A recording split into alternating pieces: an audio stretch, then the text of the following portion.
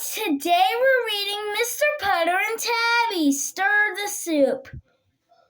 Now we love the Mr. Putter and Tabby series, and today is going to be about soup. And we've done a lot of Mr. Putter and Tabby books. And here's another one that I get to share with you. It is Stir the Soup. So if we flip on the back, it says Zig does not want to make soup. Mr. Putter and Tabby, still Bessie, was on the blink. Luckily, their neighbor Miss T-Bear was happy to share hers. But watch out, her good dog Zig was much of a runner than a cooker. Uh-oh, is Zig up to mischief? Well, you're going to have to listen to me read to find out. So let's go ahead and get started. Mr. Putter and Tabby, stir the soup.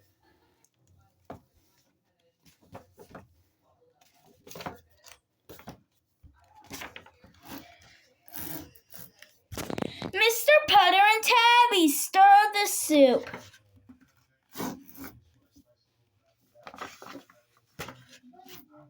Mr. Putter and his fine cat Tabby lived in an old house with an old porch, an old sling, and lots of old things inside. Mr. Putter and Tabby didn't mind old things; they were old too, so it just felt right at home. But one thing that Mr. Putter's house, one of the oldest things in Mr. Putter's house was a stove. Mr. Putter was very attached to his stove. He called her Bessie. Every day, Bessie cooked up oatmeal and tea for Mr. Putter and Tabby, and some days she cooked up muffins, and on really special days, she cooked up soup. Mr. Putter and Tabby loved soup. But there was a lot of trouble. Mr. Putter had never the ingredients at the right time. No onions, he would say to Tabby, no soup. No beans, he would say, no soup. And sometimes no macaroni and no soup. Tabby was really sorry about the macaroni. It was her favorite part. But one day, Mr. Putter and Tabby wanted soup. Mr. Putter found everything he needed. He looked at Tabby. Mr. Putter had macaroni. Look, Tabby, said Mr. Putter, even macaroni. Tabby purred and purred. Today would be soup day. Mr. Putter put everything on the counter and started chomping. He chomped cherry, carrots, and potatoes. He chomped cherries, he chomped carrots, he chomped potatoes, he chomped onions, and cried and cried.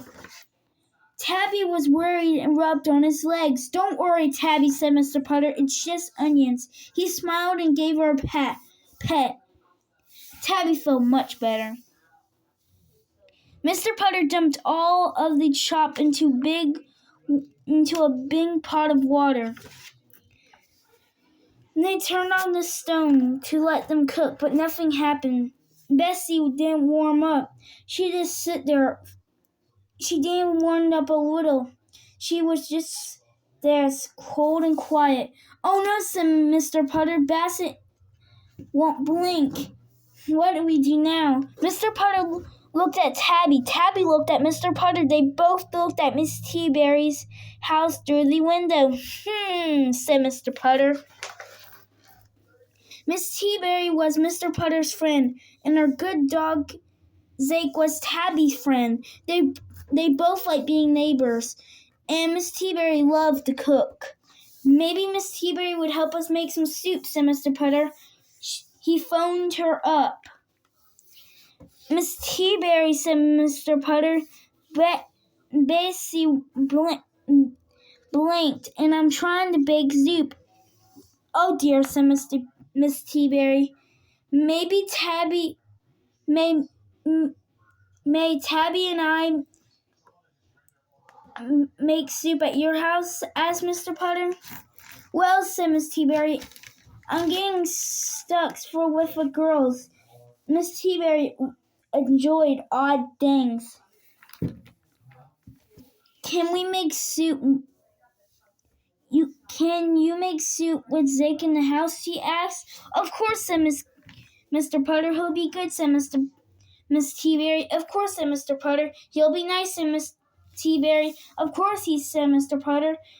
And he promised not to be bothered, said Miss T-Berry. Zake won't bother, said Mr. Potter. We'll be right over.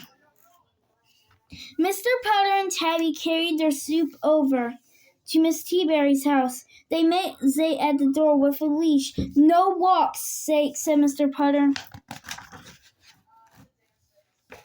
He and Tabby went into the kitchen. He came with a ball. No ball, said Mr. Potter. Zake started chomping. Mr. Potter started chomping tomatoes. Zake came with a stick. No stick, said Mr. Potter. Zake stand on a chomping. Mr. Potter started chomping truffs. Zake came with a pot plant. Jimmy, said Mr. Potter. Mr. Potter and Tabby chased Zake all over the house. Finally, Zake gave up and gave the plant. Mr. Potter put it in the bathtub where Zake couldn't reach. No plants, said Zake, said Mr. Potter. He and Tabby went back to the kitchen. Mr. Potter started chomping Zake came with a radio. Jimmy, said Mr. Potter. Mr. Potter and Tabby chased Zake all over Miss T-Berry's house. Finally, Zake gave up the radio. Mr. Potter and Tabby went back to the kitchen. Zake came with a lamp. Jimmy, said Mr. Potter. He was visiting mornings. When Miss T-Berry finally got home, Mr. Potter was asleep. Tabby was asleep, and Zake was eating a carrot. Oh dear, said Miss T-Berry. Her house looked a little different. It looked a little messy. She looked in the room, then she looked in the tub. Oh dear, she said. Miss T-Berry looked at Zake. Were you bothering? She asked. Zake wagged. Miss T-Berry went into the kitchen. Poor Mr. Potter. His soup was still not cooked, and a lamp was in the kitchen sink. Miss T-Berry got to work. She made raisin beans and chocolate fudge and made cheese toast. She tried Mr. Potter's. She stirred all afternoon. When Mr. Potter woke up, they had the most wonderful meal. The best soup Mr. Potter and Tabby ever tasted. I'm sorry Zake was a bother, said Miss T-Berry. Oh, said Mr. Potter, Zake was never a bother. But have you seen my hat? The end. Man, that was a really good story.